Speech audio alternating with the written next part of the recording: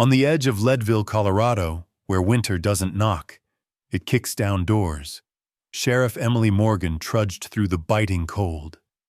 The night pressed in, deep and merciless, a razor-sharp wind whipping through the pines, numbing her face even beneath her scarf. Her boots crunched across snow crusted with ice, headlights from her pickup truck barely reaching into the dense forest shadows behind her. Every breath burned her lungs and fogged the air. 2 German shepherds, one gray-muzzled and battle-scarred, the other young and restless, walked beside her, their paws leaving twin trails behind her own. She didn't want to be out here tonight. She'd spent a decade patrolling these woods, but since the accident, since her partner's death, something inside her had frozen over, just like the world around her. But the dogs needed a walk, and Emily needed to forget. Shadow, her retired K9, moved with a slow, deliberate grace, haunted by memories only dogs know. Juno, his spirited younger companion, danced circles around him, sniffing everything, ears up, tail a banner in the cold air. "Let's make it quick, guys," Emily muttered, pulling her coat tighter. The forest was quieter than usual. Even the animals seemed to have retreated from the cold. But then, Shadow stopped, head snapping up, ears stiff as antennas. Emily's heart stumbled. She'd learned to trust that old dog's instincts. He'd saved her more than once. Without warning, Shadow lunged into the darkness, barking, sharp, frantic, a sound Emily hadn't heard in years. Juno dashed after him. Emily's pulse exploded, her feet crunching after them through brambles that whipped her face. Branches clawed at her jacket. Her flashlight beam jittered, slicing through the trees. "Shadow! Juno!" She tripped, caught herself, ran harder. Her mind raced. Was it a bear? A trapped deer? But Shadow's bark was different now, urgent, desperate. She followed the sound, stumbling down an icy slope, boots skidding dangerously. She could barely see. Her breath came in ragged bursts. The dogs disappeared into a hollow. And then, a sudden silence. The world seemed to hold its breath. Emily slid down the last few feet and landed, knees deep in snow, in a shallow gully. Her flashlight caught the dogs circling something small, dark, and terribly still on the ground. Shadow whimpered, nose pressed to a bundle barely bigger than a football. Juno nosed at it, then looked back at Emily with wide, frightened eyes. "No, it can't be." Emily dropped to her knees, barely feeling the cold now. She fumbled with trembling, gloved hands, pushing aside the thin towel wrapped around the bundle. Her heart threatened to split her ribs. Inside, she found a newborn baby, pale as the snow, lips blue, eyes closed, chest barely moving. A thin wail, more breath than sound, drifted up. The baby was alive, but so close to gone. "Oh God! Oh God!" Emily's training took over. She shrugged off her heavy coat, wrapping the infant in it, pulling the baby tight against her chest, desperately trying to transfer what little warmth she had left. Her hands shook so hard she nearly dropped the child. The dogs whined and pressed close, their breath mingling with hers in a frantic cloud. Shadow nudged her arm, then the baby, as if trying to will the tiny chest to move. Juno whimpered and pawed at Emily's thigh. Emily felt the panic surging, memories rising unbidden. Another winter, another night, the one she couldn't save. Not again. Not tonight. "Stay with me, little one," Emily whispered fiercely, breath fogging as she rocked the baby. "Please, just hold on." The snow was falling harder now, wind howling through the trees. Emily knew they were deep enough in the woods that no one would hear them scream for help. But she couldn't wait. She wouldn't lose another life. Not on her watch. She forced herself to focus. The baby's fingers twitched. A sign of hope or just the last gasp? She didn't know, but she clung to it. Emily pressed her radio with numb fingers. Dispatch. This is Morgan. Need immediate medical, infant hypothermic. Possible exposure. Her voice cracked. She forced it steady. Bringing the baby in now. Prepare ER. I'm on foot. Quarter-mile west of County Road 14. Hurry. Static crackled. Emily didn't wait for a response. She stood, clutching the bundled baby to her chest.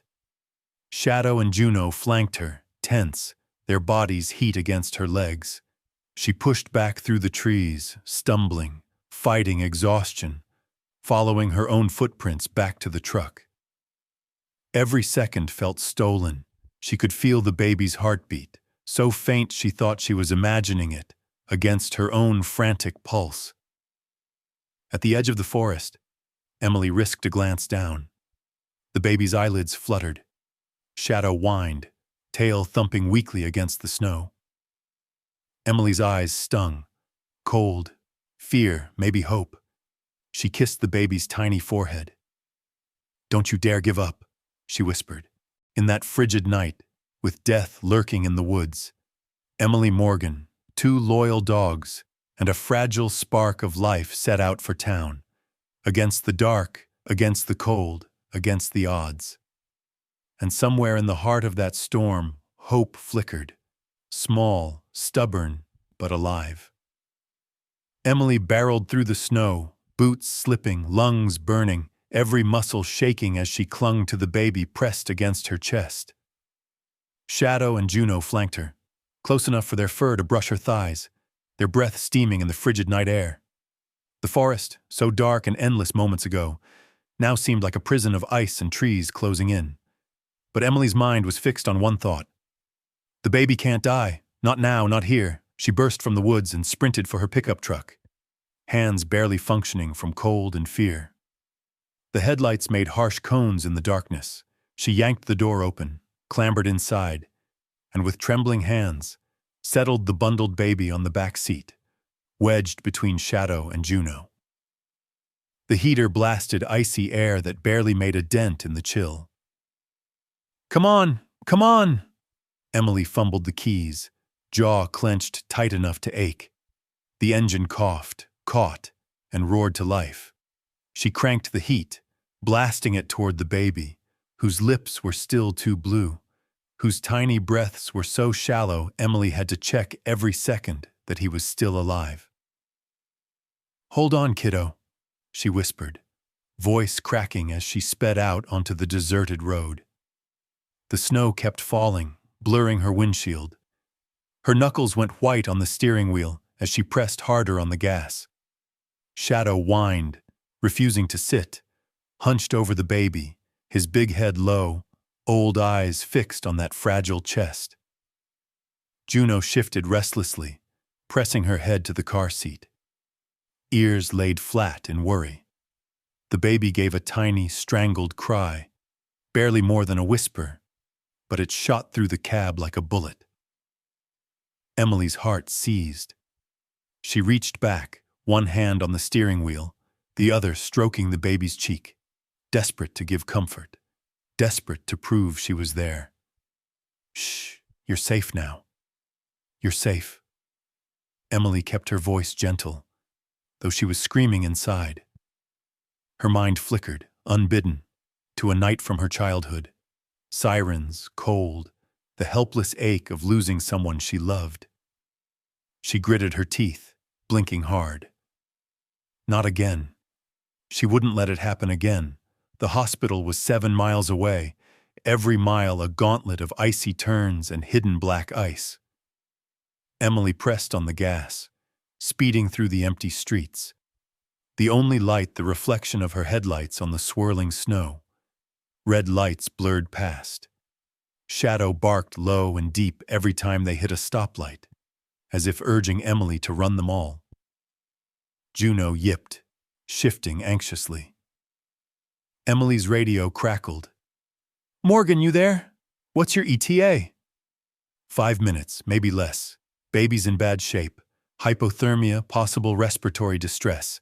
I need a team ready at the ER entrance, Emily snapped, trying to keep her voice steady. Copy. Bethany Rose is on call. We'll be ready. Bethany. Emily clung to the name like a life raft. If anyone could help, it was Bethany.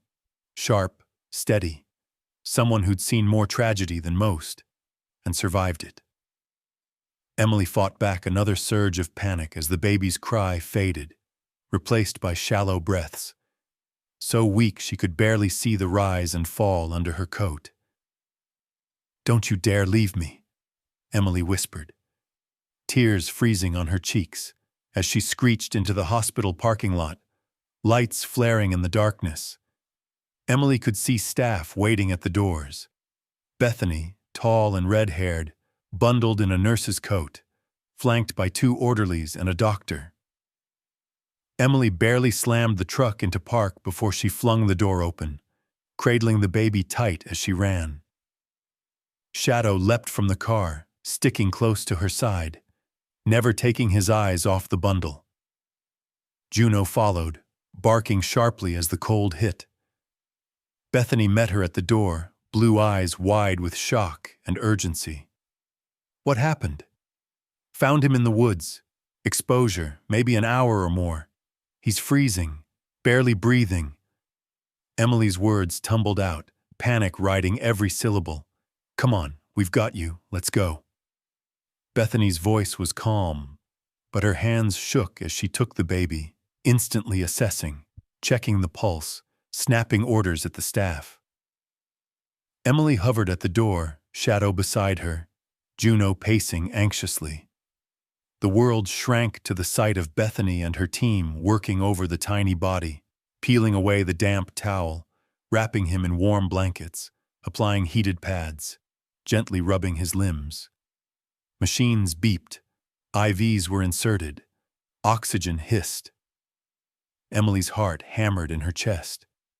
She flashed back again, her own childhood, watching helplessly as a paramedic tried and failed to revive her little sister, snow falling outside the window. Emily bit her knuckle until she tasted blood, refusing to cry, refusing to let the memories drown her. She saw Shadow push his nose against the glass, watching the baby, now Lucas, Bethany murmured, almost like a prayer, struggle for life. Juno whimpered, tail between her legs. Don't let him go, Bethany, Emily whispered, voice barely audible. Bethany glanced up, her face fierce. I'm not letting anyone go tonight. The baby's faint cry pierced the silence again, stronger this time, and everyone froze. Just for a moment, hope flashed in the sterile white of the ER. Emily slumped against the wall, shaking. A doctor leaned out the door. He's stable for now. It's going to be touch and go, but he's fighting. Emily's knees nearly buckled in relief. She pressed her hand to her mouth, tears slipping free at last. Bethany came to her, placing a firm hand on her shoulder. You did good, Em. You got him here. That's all anyone could ask. But Emily shook her head. Not enough. I should have been faster. Should have. Stop. Bethany's grip tightened. You saved him. Now let us do the rest. Emily looked through the glass at the tiny, fragile baby, Shadow's reflection overlaid on the window, a silent guardian. For the first time all night, Emily let herself believe that maybe, just maybe, there was hope. Outside, the snow kept falling, silent and relentless. But inside, the battle for Lucas's life had just begun. Blue light from the hospital room spilled into the hallway, casting everything in a cold, ghostly glow. The machines hummed and beeped in steady rhythms, a sound both reassuring and terrifying. Emily stood just outside the sliding glass doors, staring at the tiny figure on the hospital bed. The baby, Lucas, as Bethany had quietly named him, seemed impossibly small beneath the tangle of wires, blankets, and medical tubes. His chest barely moved, each rise and fall a struggle, as if the weight of the world rested on his little lungs. Emily gripped the soft blue hat the nurses had found in the ER's lost and found. She held it so tight her knuckles turned white. Her eyes never left Lucas. Guilt gnawed at her. Should she have found him sooner? Should she have been stronger, faster, braver? The questions looped in her mind, relentless as the winter wind. Shadow sat pressed against her leg, silent but vigilant, his eyes never leaving Lucas. Juno curled by Emily's feet. Ears drooped, sensing the heaviness in the room.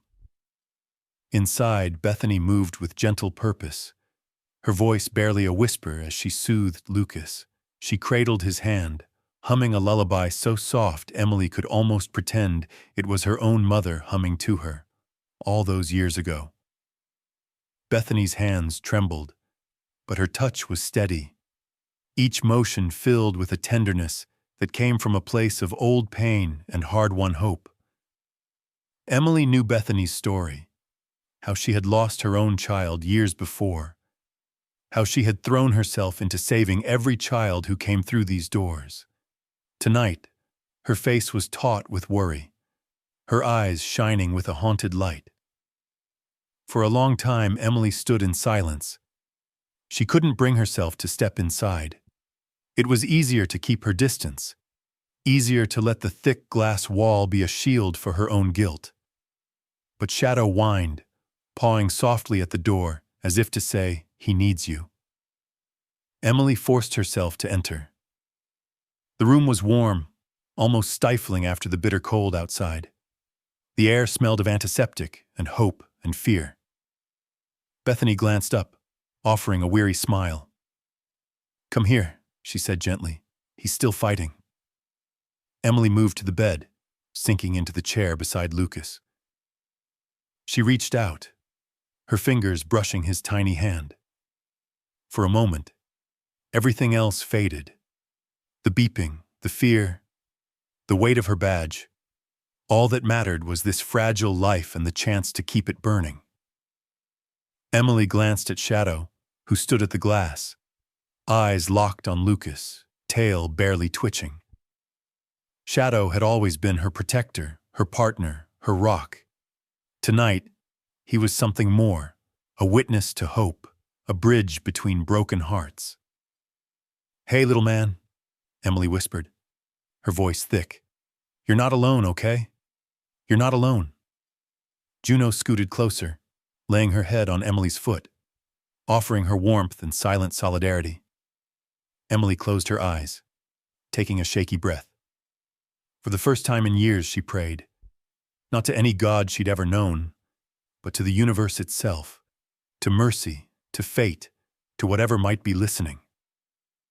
The minutes crawled by, then hours. Doctors came and went, murmuring updates. Temperatures rising, still critical. Keep monitoring.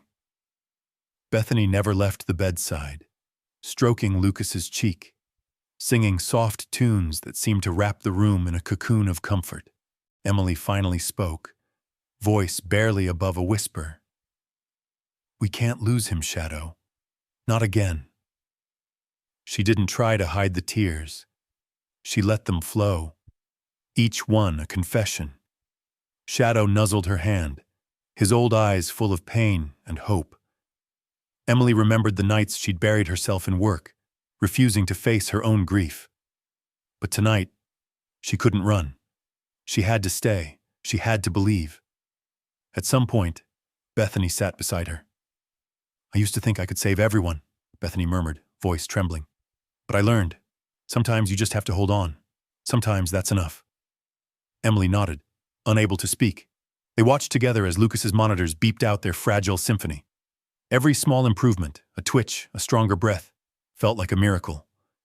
But the fear never left. Emily wrestled with her guilt, with the endless question. Was she worthy of being anyone's protector?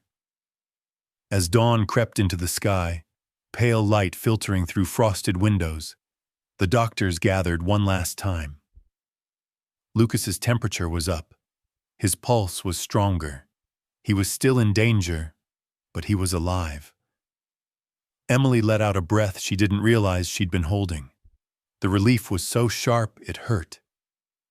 Juno wagged her tail, thumping it softly against the floor. Bethany wiped her eyes, smiling for the first time all night. "He's not out of the woods yet," she said, "but he's a fighter." Emily squeezed Bethany's hand, her own voice raw. "So are you." For a moment, the room was filled with quiet solidarity, a kind of hope that couldn't be named, only felt. Shadow finally relaxed, laying his head on the edge of the bed, eyes half closed but always watching. Emily reached out, placing her hand atop his fur, her other hand on Lucas's. In the blue-lit silence, surrounded by love, loss, and the fragile miracle of survival, Emily realized something. Saving a life was never about heroics. It was about showing up, staying present, and believing in the slimmest chance. For Lucas, for herself, for all the broken pieces slowly coming together. The world outside was still cold and dangerous, but inside that hospital room, warmth and hope flickered, fragile but alive. And for now, that was enough. The hospital's blue dawn poured through frosted glass, casting soft halos over tired faces. Lucas lay cocooned in warm blankets, still fragile but stubbornly alive. Emily watched the infant's small fist clutching Bethany's finger, a knot of exhaustion and relief in her chest. For the first time in hours, her mind drifted from the hospital's beeping machines to the night's mystery. Who had left the baby to die and why? Emily's instincts as a sheriff would not let her rest. She needed answers. She owed Lucas that much. She stepped outside, the morning chill biting through her uniform, boots crunching on ice crystals that glittered across the parking lot. Juno followed, her head low, tail swishing with uncertain energy. Shadow, always attuned to Emily's moods, padded beside her, watchful and silent. In her truck, Emily replayed the night's frantic journey in her mind. Every memory felt sharper in the harsh morning light. The spot where Shadow had found Lucas. The way the snow hid every clue, erasing any sign of whoever had left the baby behind. But Emily was stubborn. She returned to the forest, determined to retrace her steps before daylight melted the evidence. The woods felt different in the morning, less menacing but no less cold. Emily scanned the ground, her breath puffing white, her boots sinking into half-frozen drifts. She knelt where she'd first found Lucas.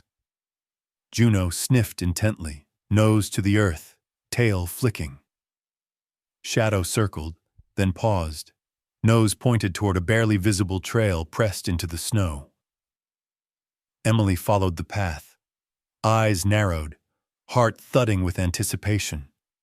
A few yards from the hollow, she spotted something snagged on a low branch, a strip of faded flannel, torn, fluttering in the breeze. She pulled it free, glancing at Shadow, who gave a low, questioning whine. She pocketed the scrap, then pressed on. Further along, a set of small, hurried footprints appeared, one set lighter, another deeper, as if someone had been carrying a heavy load. The prints led her to an abandoned miner's shack, crouched between pine trees, its wood warped and roof sagging under years of snow. Emily hesitated, then approached, Juno at her side, Shadow slipping ahead to sniff the doorway. Inside, the air was stale and cold, thick with the ghost of recent occupation. Emily's flashlight danced over the battered floorboards, illuminating scattered debris, an empty water bottle, a half-eaten granola bar, and, tucked in the corner, a torn diaper bag dusted with powdery snow. Emily's breath caught. She moved closer, her gloved hands trembling as she sifted through the bag. There was a tiny blue onesie, a cracked pacifier, and an empty formula bottle. still faintly warm. Someone had left in a hurry, and not long ago. Beside the bag, the charred remains of a portable heater sat in a shallow pan of ash. Emily reached down and, tucked behind the heater, found a slip of paper, a torn, hastily written note. The handwriting was shaky, desperate. "Forgive me, Max, protect him. I have nothing left." Emily read the words twice, the meaning landing hard. She spoke them aloud, voice quavering. "Forgive me, Max, protect him. I have nothing left." Shadow's ears perked up at the sound of Max, tail lifting uncertainly. Emily looked at the old German shepherd, a chill prickling at her spine. Was Shadow, once Max, connected to this woman? Had he known her in another life, before becoming Emily's dog? The thought twisted through her, both impossible and heartbreakingly plausible. She slumped against the wall, clutching the note and flannel to her chest, her mind spinning with questions. What had driven a mother to this? Fear, shame, poverty? Emily felt an uncomfortable kinship with the desperate plea on the page. She had known loss and hopelessness herself, those dark nights when the world felt like a cage and surrender was easier than hope. Juno whined softly, nudging her hand. Emily gathered the clues and stood, heart pounding. She stepped outside, blinking against the bright snow, and dialed Bethany's number. The nurse answered on the second ring, her voice thick with worry. "Any news?" Bethany asked. "I found something," Emily replied, struggling to keep her voice steady. A note. It wasn't abandonment. It was desperation. She trusted her dog to save him. Bethany was quiet for a moment. "I know how that feels," she said softly. "Doing something out of love, even when the world says it's wrong." Emily stared at Shadow, who met her gaze with steady, intelligent eyes. She knelt, stroking his muzzle. "Do you remember, boy? Do you remember Max?" Shadow's tail thumped once, as if in answer. Back at the hospital, Emily shared the evidence with Bethany and the attending social worker, They gathered in a quiet room, the note laid on the table like a sacred relic. Bethany listened, her hands shaking as Emily read the words again. "I lost my own child," Bethany said quietly, her voice raw. "I never blamed myself as much as I blamed the world. This mother, she needs help, not punishment." Emily nodded. "We need to find her before guilt or fear drives her to something worse." Outside, the day brightened, sun glinting off snow and ice. Emily studied the clues again. A torn bag, a scrap of flannel, the footprints leading out of the woods toward town. Shadow nosed the air, then nudged Emily's hand, insistent. The old dog wanted to search, to finish the job he'd started. "Let's go," Emily said, resolve hardening in her chest. We're not giving up on her either. Together, woman and dogs set off toward the edge of town, hope and sorrow woven tightly between them. Somewhere out there, a mother was waiting, lost, afraid, but not alone. Not anymore. Leadville's morning hustle was a harsh contrast to the forest's frozen silence. As the sun peeked over the Rockies, painting gold across old brick buildings and shuttered shops, Emily Morgan moved swiftly down Main Street. Her badge glinted in the pale light, a silent authority. But her eyes gave her away, red-rimmed and haunted, driven by something deeper than duty. Shadow, still bearing the dignified calm of his K9 days, padded alongside her, nose twitching as he tracked invisible threads. Juno, vibrant and alert, darted ahead, circling back every few steps as if to keep Emily tethered to the present. Emily stopped first at the local gas station, pushing through the glass door to the familiar jingle of the bell. Mrs. Alvarez, the owner, paused restocking shelves and greeted Emily with cautious concern. "Sheriff, you look tired." Everything all right? Have you seen a woman, maybe late 20s or early 30s, thin, looks exhausted, with a German shepherd? Emily asked, showing a quick sketch the hospital artist had put together based on the clues. A woman with hollow cheeks, a determined set to her jaw, and eyes that hinted at old pain. Mrs. Alvarez nodded, lowering her voice. She comes in sometimes, never buys much. Last night she was here just before closing. Bought a can of soup, tried to pay with loose change. Looked like she hadn't slept in days. She had a dog with her, a shepherd, I think. Didn't say a word. Emily felt hope stir, tinged with dread. Did you see where she went? She left in a hurry, headed toward the bus stop. Mrs. Alvarez hesitated, glancing at the dogs. I think something's wrong, Sheriff. She looks scared, like someone was after her. A prickling at the back of Emily's neck. Did you see anyone with her? Anyone watching? Mrs. Alvarez hesitated, then nodded. There was a man, big, mean-looking. I saw him arguing with her out front last week. He grabbed her arm. She pulled away, but he just laughed. Haven't seen him since. Emily's fists clenched. An old anger surged. Memories of her father's heavy hand, her mother's whispered pleas in the night. She forced herself to stay focused, to channel the anger into action.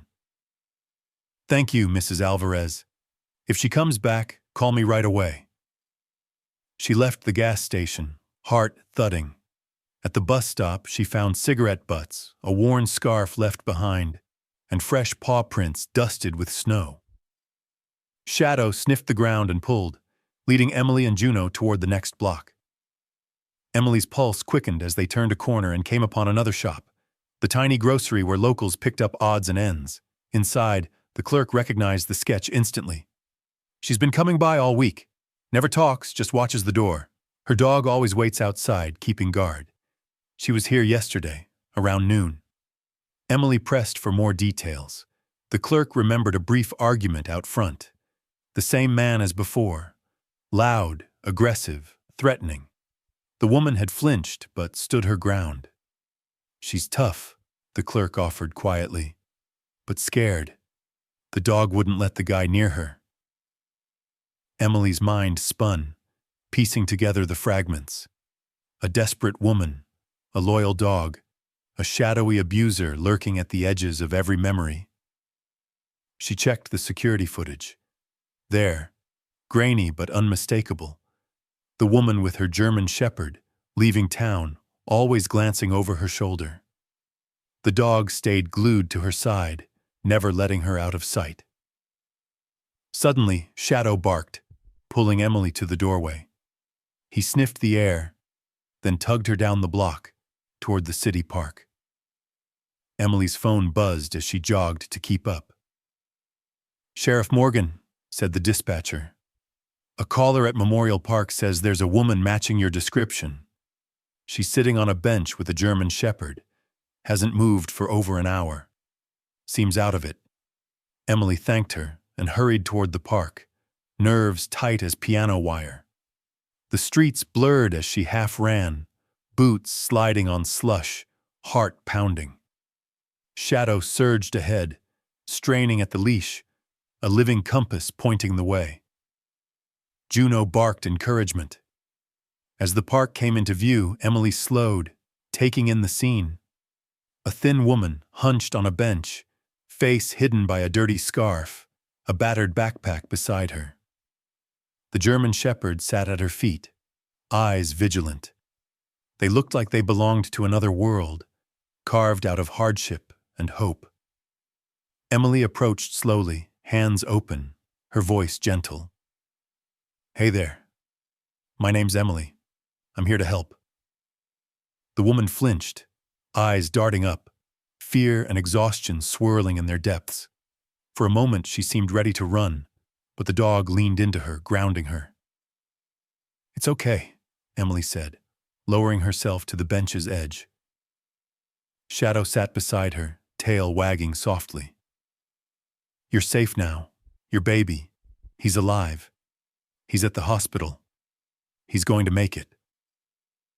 The woman broke, a shudder passing through her whole body. Tears streamed down her face as she clutched the dog, burying her hands in his fur. She whispered a single word, "Max," and the dog responded, licking her cheek. Emily watched, a lump in her throat. She thought of all the times she'd been on the edge, held together only by the love of her dogs, by the kindness of strangers. She saw herself in the woman's trembling hands, in the stubborn set of her jaw. "I'm not here to arrest you," Emily said, voice firm but kind. "I'm here because you did the bravest thing you could. You tried to save your child." The woman looked at her, hope flickering like a candle in a storm. For the first time, she seemed to believe rescue might be possible. "Let's go see him," Emily said softly, standing and offering her jacket. As the three women, two human, one canine, walked out of the park together, Shadow and Juno circling protectively, Emily felt something new spark in her chest. It was more than hope. It was the certainty that, even in the hardest moments, nobody has to face the darkness alone. Leadville's Memorial Park wore a shroud of snow, the world muffled and still as Emily approached the woman on the bench. The sun hung low, sending shards of light across the icy field. Emily moved with caution, heart thundering. Every step felt like walking through a dream, fragile, uncertain, the line between hope and heartbreak so thin she could barely breathe. Rachel Evans looked smaller in the daylight. Her shoulders hunched beneath a threadbare jacket, hands clutched in her lap. Her face was streaked with old tears and new grime, and there was a hollowness to her eyes that told Emily more than words ever could. The German shepherd beside her, Max, kept his body pressed tight to her leg, eyes trained on every movement, a silent sentinel. Emily's own dogs, Shadow and Juno, trailed at her side. Their tails raised in cautious greeting, Emily paused a few feet away, kneeling to make herself less threatening. She spoke softly, her voice carrying both authority and comfort.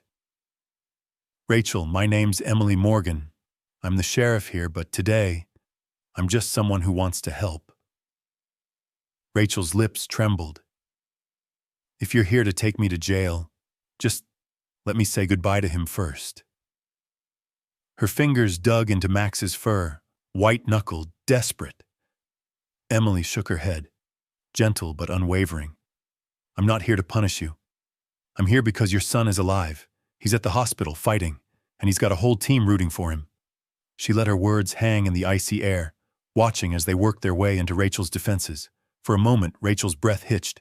She stared at Emily, hope warring with disbelief. "Alive," she whispered, her voice so small it was almost lost in the wind. Emily nodded. "He's a fighter, like his mom." Rachel's control crumbled. She doubled over, sobs racking her thin body, tears soaking into Max's fur. Max licked her face, tail wagging with frantic relief, as if he too had been waiting for this moment. Shadow whined softly, approaching Max and Rachel, his presence steadying. Emily took off her own jacket, wrapping it around Rachel's shivering shoulders. "You're not alone, Rachel. You don't have to run anymore." Rachel clung to the warmth, looking up through a blur of tears. "I thought I lost him. I thought it was over. I left him. I had no choice. I didn't want him to die out there, but I had nothing left. I trusted Max. He's all I had. He's the only reason we made it this far."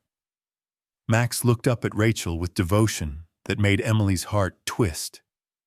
She saw, for the first time, the full cost of desperation. How a person could be driven to let go of what they loved most, hoping that someone, or something, would pick up the thread. Emily felt the ghost of her own grief, memories of losses she'd never spoken about, not even to Bethany. Emily sat beside Rachel on the cold bench, letting silence fall between them. When she spoke, her voice was steady. You did what you had to do. It wasn't selfish, it was brave.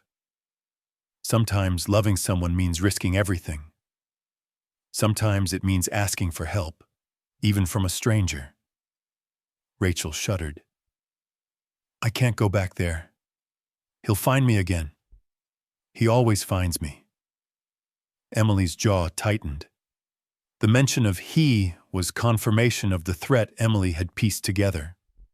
Rachel's abuser, the shadow that had haunted her movements through Leadville. Emily's badge felt heavy in her pocket, but she kept her focus on Rachel. You're safe now. We're not letting anyone hurt you, not anymore. A group of children sledded down the park hill, their laughter echoing, a strange reminder that life could be ordinary and good, even in the midst of tragedy. Emily reached into her bag and pulled out the note she'd found at the shack. She handed it to Rachel, who stared at her own handwriting, the paper crumpling in her shaking hand. I didn't want to give up on him, Rachel said. I just didn't have anything left. I thought maybe Max would find someone. I told him to protect Lucas. I told him he was the only one I could trust. Max pressed closer, his old body shaking with silent emotion. Shadow nudged Max, a gentle reassurance. Juno laid her head in Rachel's lap, offering a comfort that needed no words. Emily offered her hand. Let's bring you to your son. He's waiting for you. You both deserve a new beginning. Rachel hesitated, then took Emily's hand. She stood, swaying with exhaustion, clutching the jacket tight. Max stood at her side, refusing to let her go. Together they walked through the snowy park, the four of them, 2 women, 2 dogs, moving like survivors emerging from the wreckage. At the edge of the parking lot, Bethany pulled up in her sedan, her face lit with cautious hope. She opened the door, gesturing Rachel inside. On the drive to the hospital, Rachel stared out the window, silent tears streaming down her face.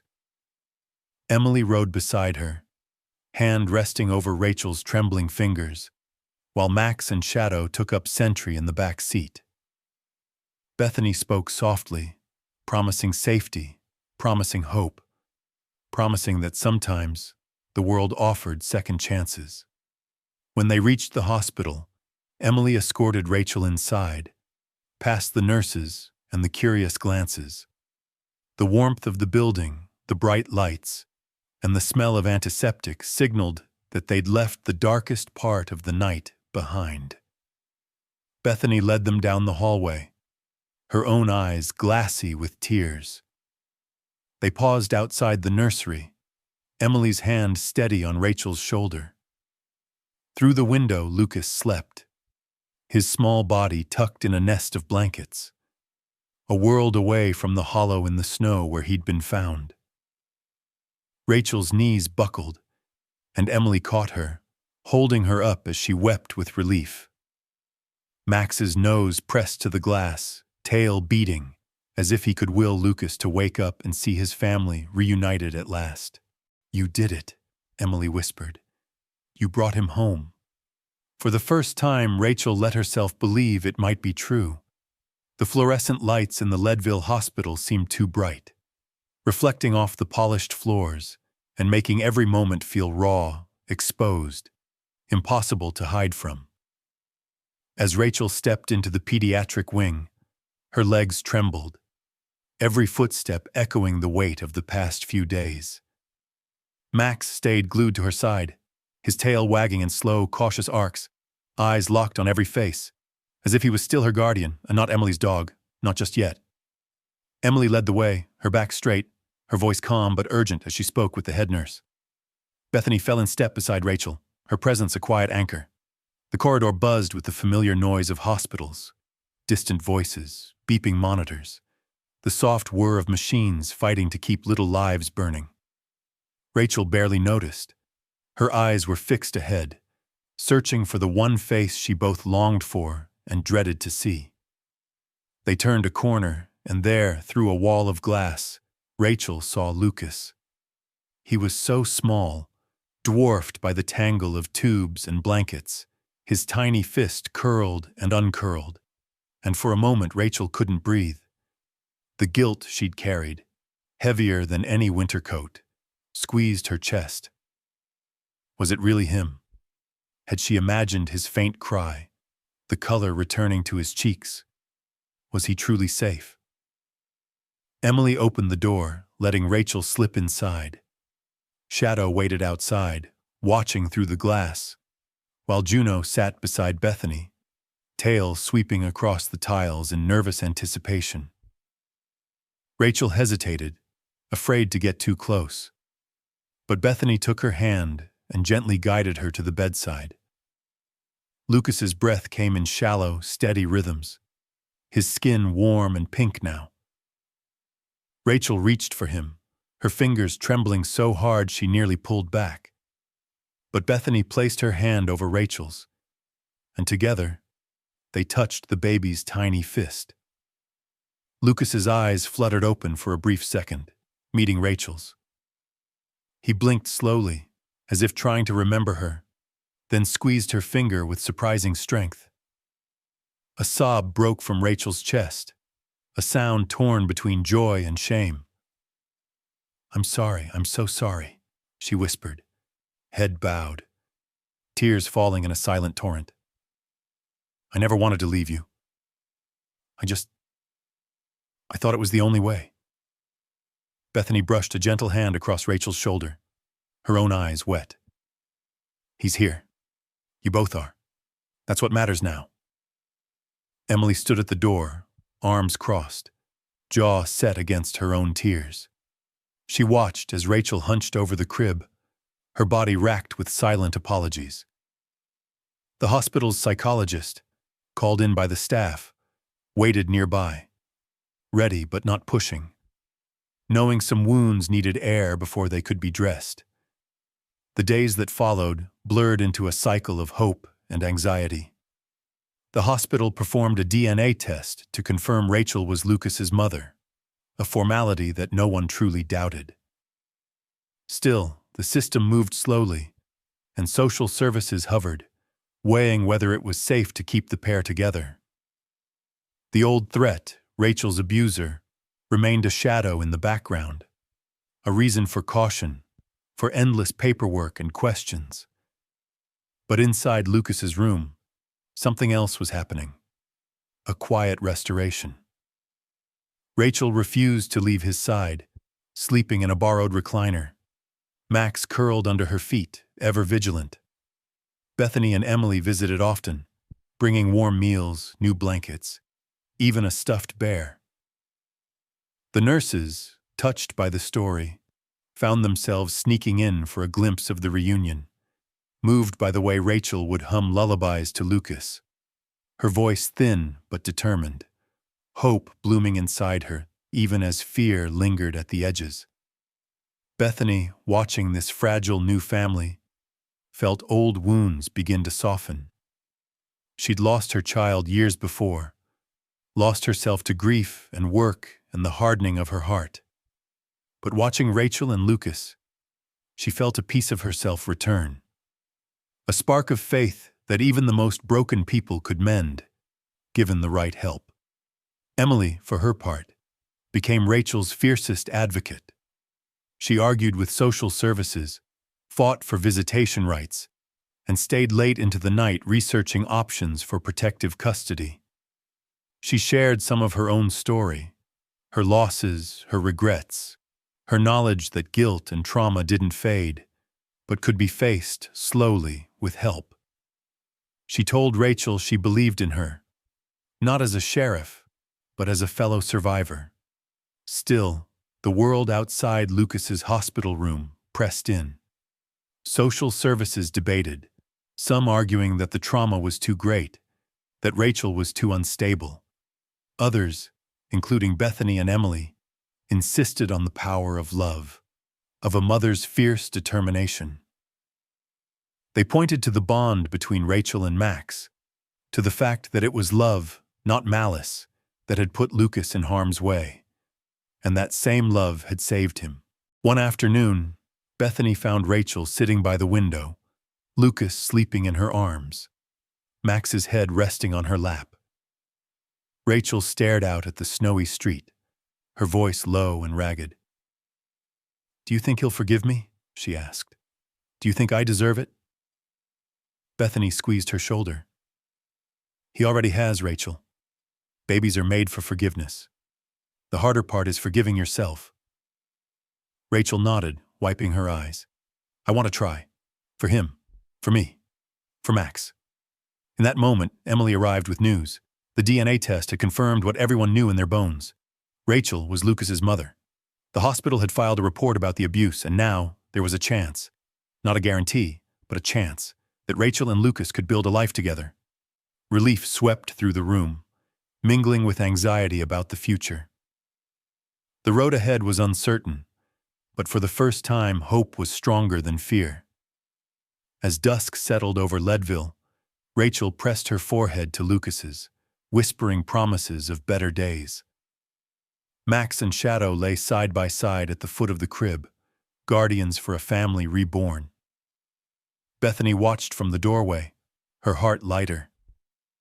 Emily stood outside, hands in her pockets, gaze fixed on the horizon, ready for whatever battle might come next. And through it all, the hospital was no longer just a place of loss, but of forgiveness, of reunion, and the first fragile steps toward healing. Spring came to Leadville in cautious fits and starts. One day, the air was alive with melting snow and the promise of green. And the next, the wind would snap cold enough to remind everyone how close winter still lingered. For Rachel and Lucas, those early months out of the hospital felt the same. Hope and fear, sunlight and shadow, woven so tightly together it was sometimes impossible to tell them apart. After weeks of review and heartfelt advocacy from Bethany and Emily, the courts granted Rachel temporary custody of Lucas. She moved into a small cottage at the edge of town, its porch sagging under the weight of past winters, but its windows bright and clean. The social worker called it a fresh start. To Rachel, it felt both miraculous and terrifying, her first real home in years, but also a place where memories had room to grow, both good and bad. Max, graying and wise, became Lucas's steadfast guardian. The old dog would settle by the crib at night, tail thumping if the baby stirred, sometimes nudging Rachel awake with a gentle nose when Lucas needed her. During the day, Rachel tried to build routines, bottle feedings, laundry, walks in the slushy yard. She struggled with each new step, but determination and love pushed her forward. Emily checked in often, sometimes with Juno and Shadow in tow. She brought groceries and practical gifts, a sturdy lock for the back door, a baby monitor, a battered copy of Goodnight Moon. Sometimes Emily would linger on the porch after dropping things off, talking quietly with Rachel as dusk painted the mountains purple. They shared stories, not just about danger and survival, but about the small, mundane things that made a house feel like a home. Each time Rachel felt her walls grow thinner, her fear less overwhelming. Bethany visited every Sunday, often bringing homemade bread or pie from the local bakery. She would sit at the kitchen table, watching Rachel tend to Lucas, her smile proud and full of unspoken understanding.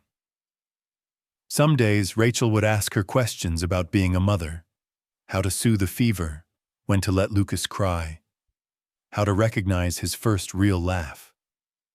Bethany answered gently, her own eyes sometimes shining with tears for what she'd lost, but also with gratitude for what Rachel and Lucas had found. But the world beyond the cottage didn't stand still.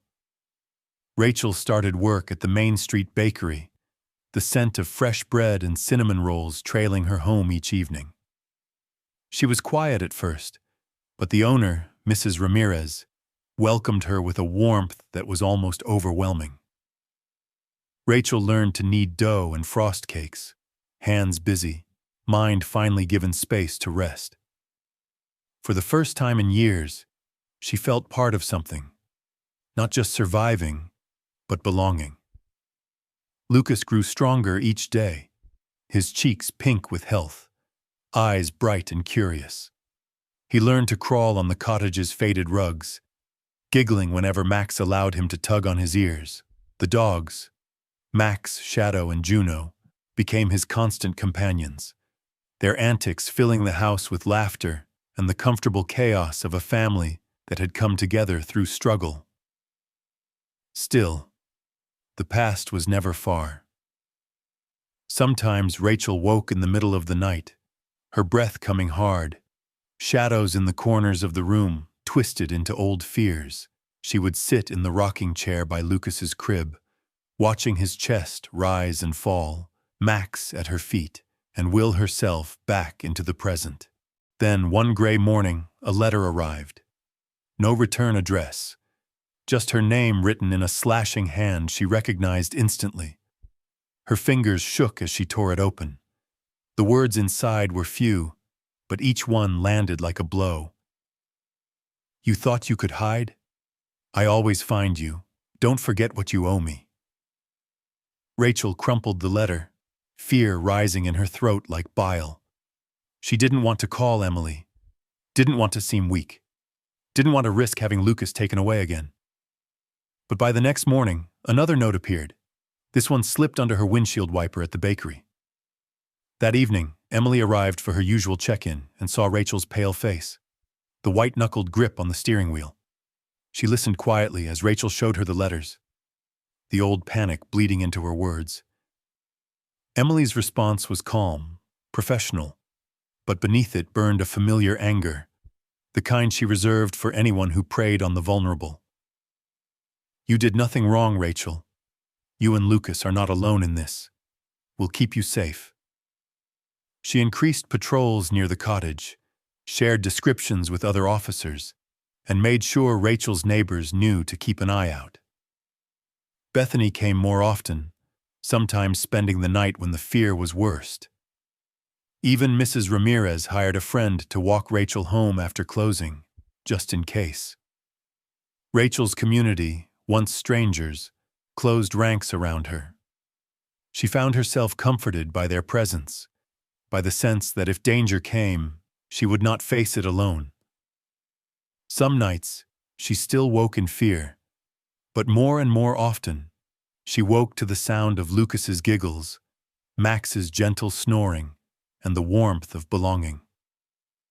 On one bright morning, Rachel watched Lucas playing in the grass with Shadow and Juno, sunlight tumbling through the branches.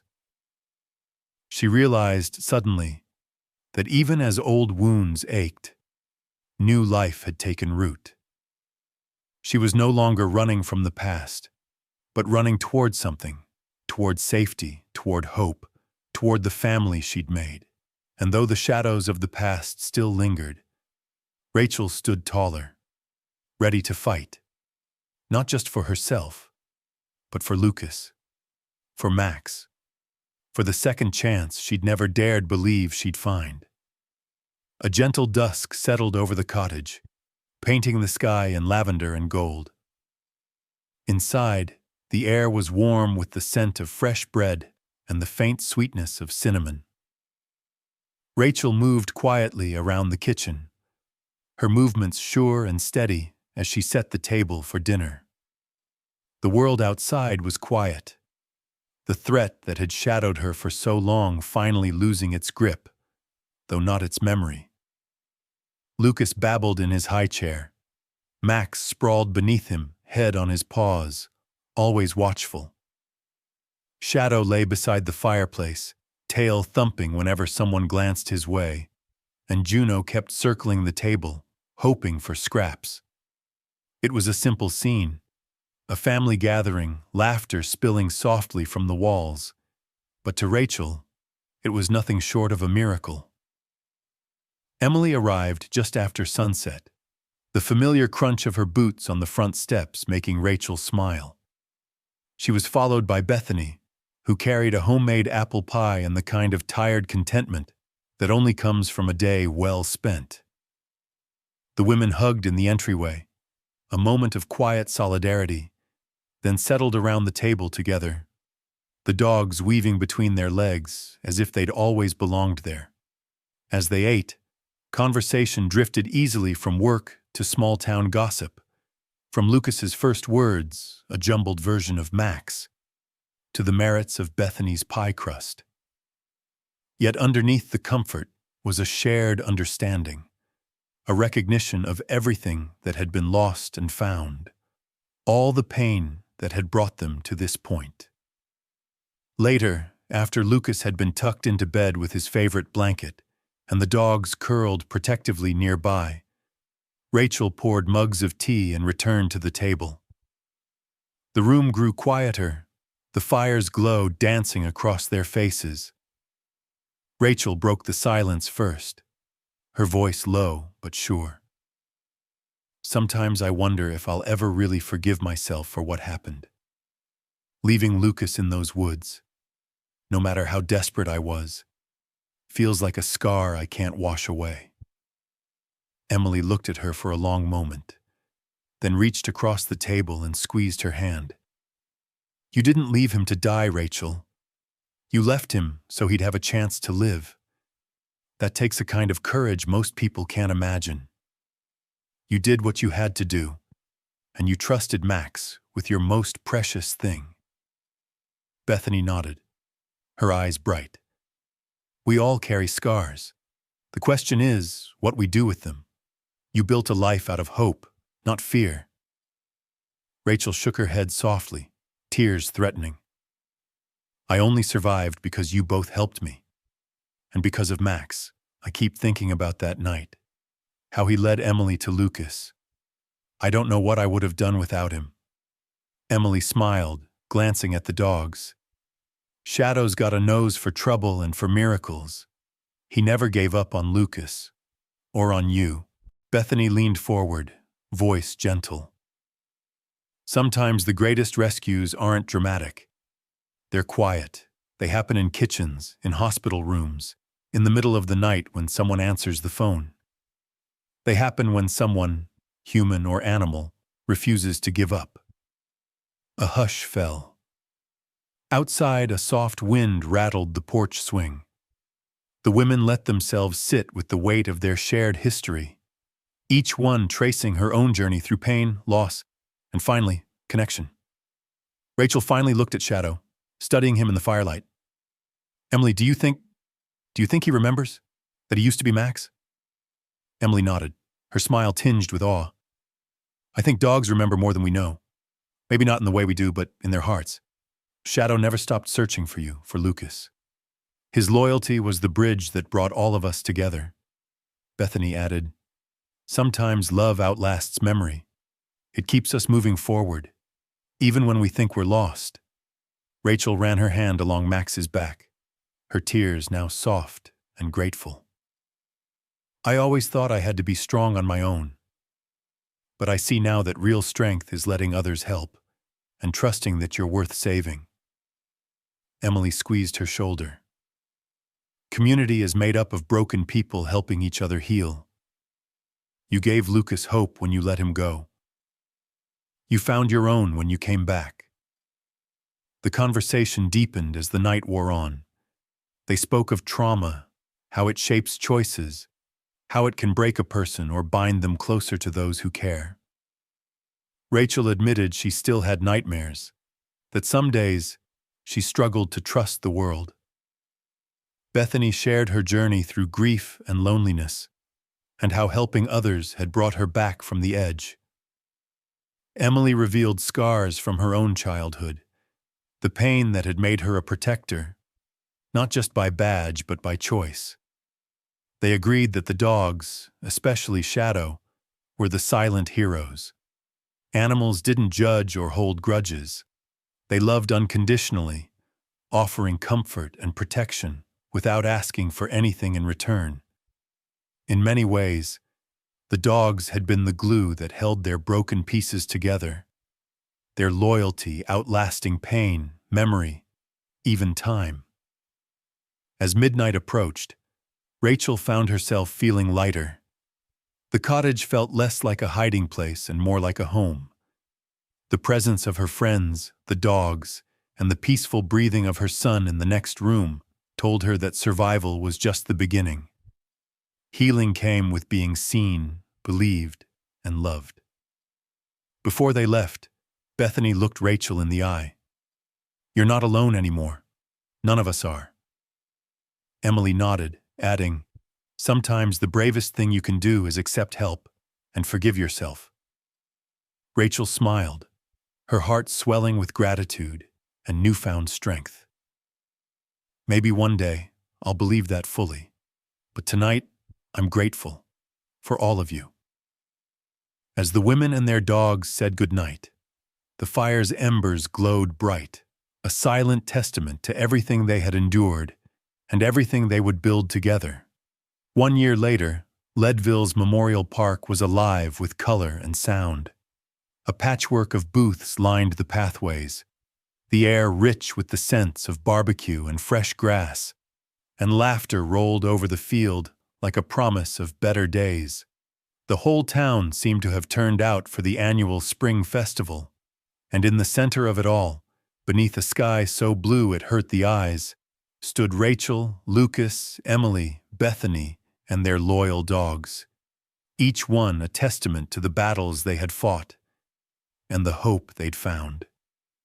Rachel watched Lucas toddle across the grass, a year older and stronger, hand gripped tight in Shadow's fur. Max hovered nearby, the vigilant guardian never far from his side. Every now and then, Lucas would stumble and Max would gently nudge him back to his feet, earning peals of laughter from the little boy and smiles from everyone who watched. Juno darted around them, weaving between children, collecting dropped snacks and pats on the head with equal enthusiasm. The park's old wooden stage was decorated with wildflowers and ribbons.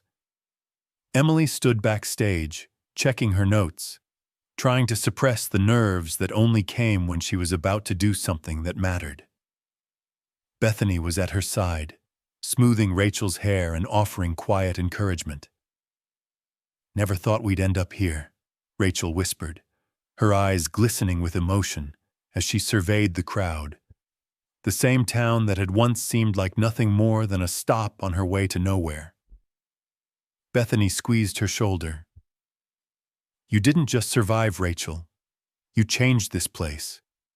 You gave it something to believe in again." Emily stepped forward, taking Rachel's hand. "They're waiting for you. You're ready." When Rachel walked out onto the stage, applause erupted. Not just polite, but thunderous, full of warmth and recognition. For the first time, she stood before her community, not as a victim or a woman on the run, but as a survivor, a mother, a neighbor. The mayor gave her a brief introduction, but it was the hush that fell over the crowd as Rachel began to speak that said the most. She told her story, not shying away from the pain or the choices that had brought her to Leadville. She spoke of desperation, the impossible decisions a mother sometimes has to make, and the faith she had put in Max when she had nothing left. She spoke of Emily and Bethany, of the night in the woods, of the kindness of strangers who had become her family. She talked about forgiveness, how hard it was to find, how much harder it was to give to herself, and how every day Lucas's laughter made it just a little easier. "I stand here not because I was rescued, but because I was welcomed," Rachel said, her voice strong. "Because you saw me, not as broken, but as someone worth helping. My son is alive because of this community, and I am alive because of you." Lucas, hearing her voice, toddled up to the edge of the stage, arms outstretched. The audience laughed as Rachel scooped him into her arms, tears streaming down her cheeks. Max and Shadow came up as well, tails wagging, and Rachel knelt beside them, the four of them framed by sunlight and applause. Later that afternoon, as the festival continued, the mayor announced a new initiative, a community advocate program for families in crisis, with Rachel as its first coordinator. She would help others facing homelessness, domestic violence, or trauma, using her experience to guide them through the darkness she'd once known all too well. Emily and Bethany stood with her as she accepted the job, their pride unmistakable. Bethany caught Rachel in a tight hug. "You've turned your pain into something good, Rachel. You're changing lives. You changed mine." Emily grinned, ruffling Lucas's hair as he clung to Max's neck. "You remind this town that family isn't about blood.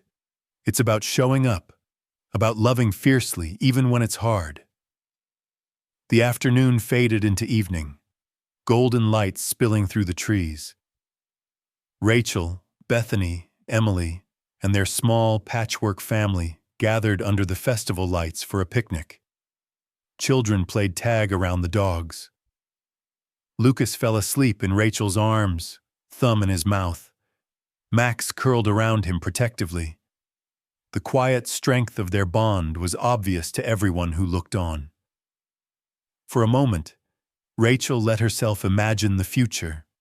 Birthday parties, school days, autumn leaves crunching under Lucas's feet. She saw herself helping other women in trouble, offering the same hope that had once been given to her. She pictured Emily and Bethany at her side, her family in every way that mattered. As dusk settled, the festival's closing ceremony began.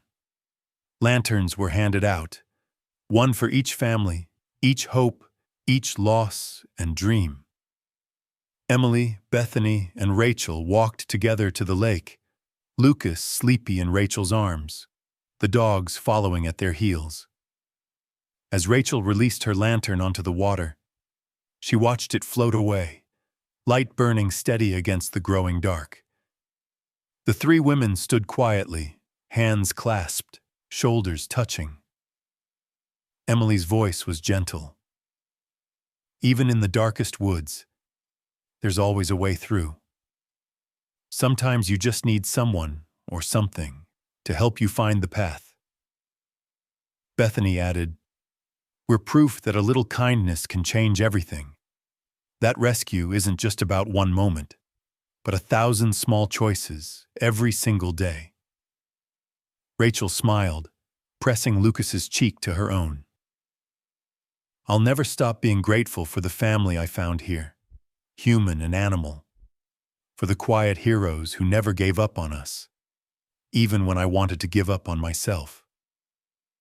They stood together in the darkness, watching the lanterns drift, their hearts light. Around them, the town was alive with laughter and music, with stories old and new, with the knowledge that every act of love, every rescue, every second chance was a gift that rippled outward, changing not just one life, but many. And so, as Leadville's festival carried on into the night, Rachel and her family, Emily, Bethany, Lucas, Max, Shadow, and Juno, remained at the heart of it all. A living reminder that even when hope seems lost, it can always be found again, shining quietly at the edge of the woods, waiting for someone to take the first step.